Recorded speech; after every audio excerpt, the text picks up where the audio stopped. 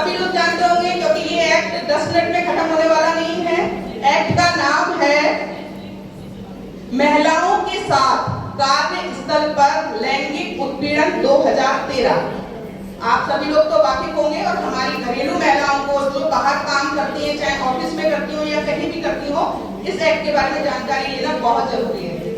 तो इस एक्ट के बारे में जानकारी लेने से पहले ये कि इस एक्ट की जरूरत क्यों पड़ी। जब संविधान में आर्टिकल है लेकिन अलग से लैंगिक शोषण का कोई आर्टिकल नहीं है, तो इस एक्ट को बनाया क्यों गया स्पेशली। आईपीसी में भी हमारे यहाँ सेक्शंस हैं, 354 है, 509 है, उस पर भी होती थी, लेकिन इस एक्ट की आवश्यकता क्यों पड़ी?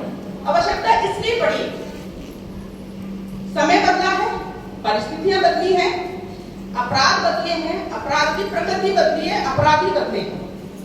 आप समझते हैं अपराध की कोई जात नहीं होती, अपराधी की कोई जात धर्म वर्ग नहीं होता है, अपराध अपराध होता है। तो आज हमारी महिलाएं जो बाहर काम करती हैं, वहां बहुत जरूरी है कि उनको इस एक्ट की जानकारी होना चाहिए।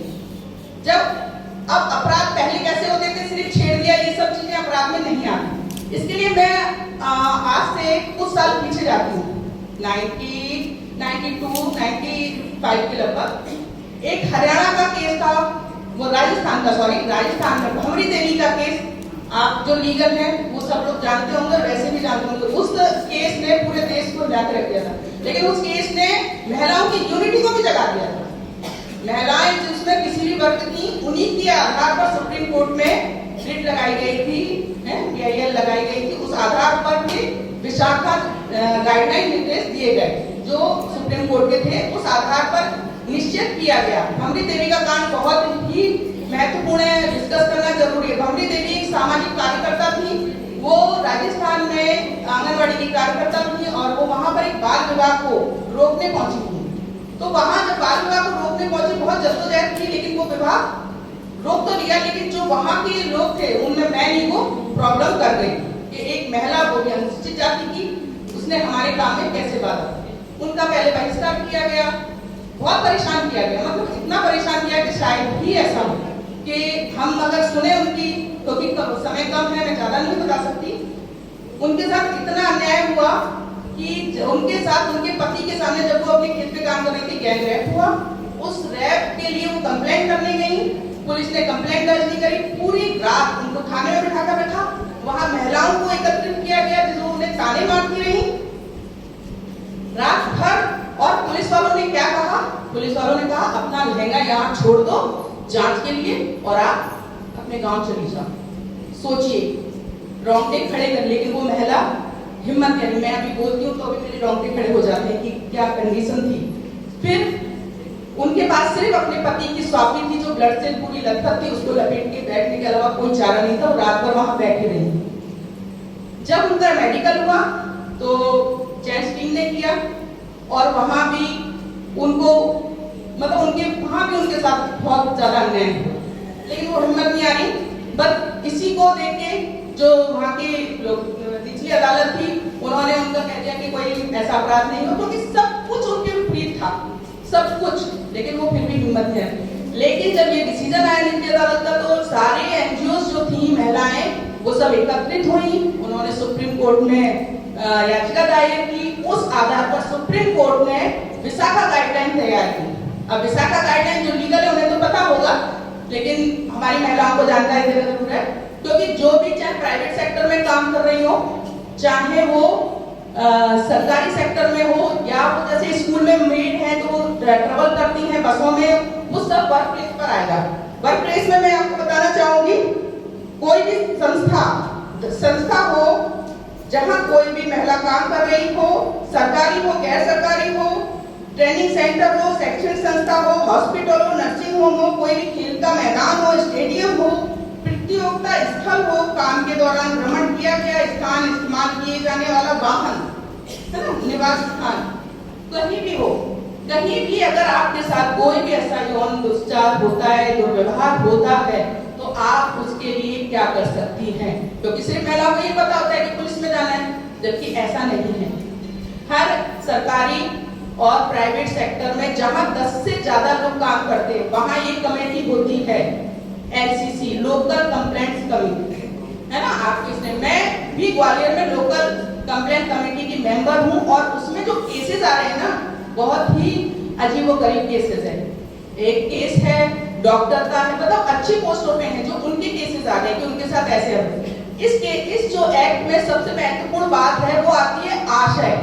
मतलब क्या कभी कोई मजाक में भी कह देता है, अभद्र मजाक जो कहते हैं, लेकिन वो मजाक अगर उसका इंटेंशन सही है तो वो मजाक ठीक है, महिला की स्वीकृति है, सहमति है, लेकिन इंटेंशन अगर उसका गलत है तो वो अपराध की श्रेणी में आएगा। जैसे कि घूरना, देखना, जैसे अभी अपना ये दिल्ली का एक कांड हुआ था, कौन सा था, 2012-13 का था ना, हाँ निर्भया, उसमें भी देखिए आईपीसी में भी चेंज कर दिया गया है ना, उसमें भी देखना, घूरना, बात करना, ये सारी चीजें अपराध हो गई। क्योंकि देखिए अपराध आजकल तो इंटरनेट का जमाना है, आप लोग सतर्क रहिए, इंटरनेट के जमाने में अपराध वैसे इंटरनेट के थ्रू हो रहे हैं, है ना। तो इस चीज को यहाँ सारा एक्ट की आवश्यकता इसीलिए पड़ी, इसको अलग से बताया गया। यहाँ पर न्यायमूर्ति अरिजीत पसायत जी ने अपने सुंदर विचार को व्यक्त किया था। एक वो जहां एक हत्यारा पीड़िता के शरीर ढांचे को नष्ट कर देता है, वहीं दूसरी ओर बलात्कार तो उत्पीड़न होता है वो आप सब जानते हैं, घर से ही शुरू हो जाता है। न जाने कितने ऐसे छिपे हुए क्राइम हैं जो सामने आ ही नहीं पाते। और रही बात महिलाओं के इस तरह के फिजिकल एब्यूज के, तो एक लंबी लिस्ट है और कोई भी प्रदेश अछूता नहीं है। बर्बर अत्याचार हुए हम पर, ऐसी घटनाएं घटी हैं कि देखकर दिल दहल जाता है। शॉर्ट में बोलूं, अभी हाल की हुई घटनाएं, निर्भया, जम्मू में कठुआ, हैदराबाद में करेड्यू, हाथरस, इलाहाबाद में वाजू कांड, बांदा, गोरखपुर, राजस्थान, मध्य प्रदेश, महाराष्ट्र, बिहार, कलकत्ता, और सबसे विभत्स अभी हुआ जो मणिपुर में हुआ, जो भारत के इतिहास में कभी नहीं हुआ। ये मैडम मेरा ये पूछना ही कहाँ जाके रुकेगा और क्यों नहीं रुक सकता? क्या हम जो लगभग आधी आबादी हैं इसीलिए बने हैं? औरत के लिए जीना भी खतरा है। क्या हम जी नहीं सकते? क्यों नहीं जी सकते? ऐसी चीजें क्यों नहीं बनती? ऐसे कानून क्यों नहीं बनते? ऐसे लोग क्यों नहीं होते जो कम से कम महिलाओं को महफूज रहने दे? वो महिला दिवस की कविता मेरी याद होगी कि अपनी तरह इन हमसे ही जन्मे हुए पुरुषों, अपनी ही तरह हमें जी लेने दो, देख लेना, तब ये मतलब सार्थक हो जाएगा। सिर्फ महिला दिवस लेकर क्या नया हो जाएगा?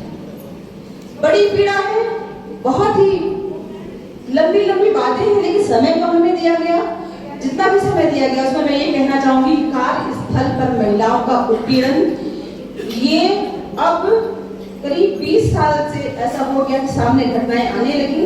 पहले तो महिलाएं कार्य कम किया करती थी, जॉब कम किया करती थी, और जो भी कुछ होता था उसे छुपा जाती थी। 20-25 साल से धीमे धीमे चीजें उजागर होने लगी और ये हर डिपार्टमेंट में होता है। ये कैसे रुकेगा? ये हम दोनों को, मतलब पुरुष और स्त्रियों को मिलकर इस पर काम करना होगा और ईमानदारी से। ये जो नौकरियों को मध्य प्रदेश से ठेका संविदा की जो नौकरियां हैं, ठेका संविदा की नौकरियां इस अत्याचार का पूरा सुविधा साधन संपन्न क्षेत्र है। इन नौकरियों को रोका जाए, ये अत्याचार वर्क प्लेस पे बहुत रुक जाएंगे और प्राइवेट हॉस्पिटल्स में या प्राइवेट ऐसी कंपनीज में, वहाँ तो कई कंपनीज में तो रखा ही इसी योग्यता का आधार पर जाता है, उसमें हमें कुछ नहीं कहना। लेकिन जो महिला आराम से अपना काम करना चाहती है, सुरक्षित अपनी ड्यूटी करना चाहती है, उसे करने के लिए माहौल कैसे बने? इतनी विदुषी और इतनी अच्छी महिलाएं हैं, हमें एक टीम बनाकर इस पर कार्य करना होगा। और निश्चित रूप से हमारे जो भाई बैठे हैं, ये सब हमारे इस बात के समर्थक ही हैं, ये हमारा साथ देंगे, हमें पूरी उम्मीद है। और ये बहुत ही सेंसिटिव मुद्दा है, फिर कभी मिलूंगी तो आपसे विस्तार से बताऊंगी।